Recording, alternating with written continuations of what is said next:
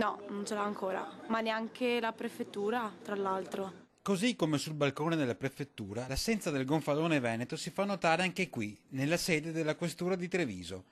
Continua il nostro viaggio tra uffici ed enti pubblici per verificare in quali di essi sia esposto il vessillo del Veneto, così come previsto dalla recente legge approvata in Regione, ma impugnata dal governo.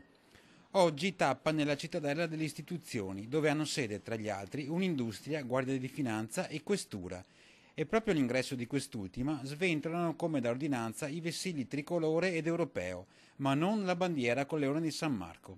Certo, a pochi passi da qui, nel centro della piazza, che appunto è intitolata proprio alle istituzioni, la bandiera del Veneto sventola accanto alle altre, ma questo è uno spazio comune e condiviso, e nulla vieterebbe di metterne una anche all'ingresso degli uffici, dove peraltro il posto c'è, ma rimane vuoto. Dovrebbe esporla, tutti gli uffici pubblici dovrebbero esporla. Perché? Perché la bandiera è la regione Veneto, siamo in Veneto, mi sembra giusto che venga esposta questa bandiera.